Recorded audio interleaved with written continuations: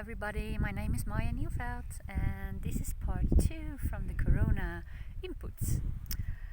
I wanted to give you something to think about because I think that is what mankind is in need of, to think differently, because somewhere a few hundred years ago we just went one way, and maybe we find out now that we took a wrong turn. And only by rethinking our self-made paradigm, it's possible that we find a new way of living in truth, in trust, and in freedom. And that's my big thing, freedom. So I wanted to give you some inputs, and I wanted to ask you to think for yourself. What do you think when you hear these inputs, which are not really mainstream? You have to look for them. So I'm giving you all the breadcrumbs I've found on my way to freedom and trust in our amazing intelligence of the body and nature is. So we start about 150 years ago in France. Two scientists, Louis Pasteur and Antoine Bechamp. And they were looking for the reason why we get sick. And they were looking in the petri dishes, and Antoine Bechamp saw all those little critters. Viruses are actually not living things, but he saw all those things, and his theory was, and it's called the terrain theory, that all the things there are in our body when we're sick to help us back in balance again.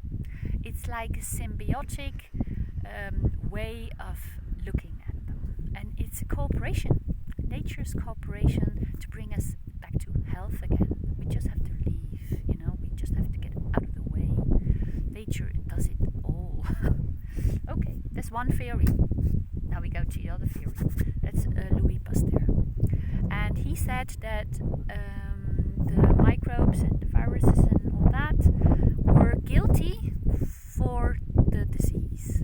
Actually, disease is disease, but that's beside the fact. So he said those are guilty. They come from outside, they attack us, and they make us ill.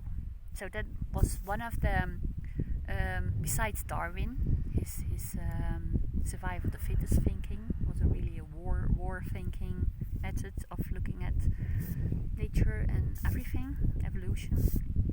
But scientists now realize that Darwin was a little bit off with his war thinking. It's actually a symbiotic thing. But we're still 150 years ago. Sorry, I drifted off. So we have the Louis Pasteur, and he had great friends. He had friends with money, and now question to you. What of those two theories can bring money? With what can you earn money? With one of the two theories? Yes, you're right. It doesn't need a lot of thinking and not a genius to figure out that the Louis Pasteur theory can make a lot of money. So, medical industry thought, hey, great thinking. We get that, and we subsidize all the doctor universities so that we have the input on what they learn.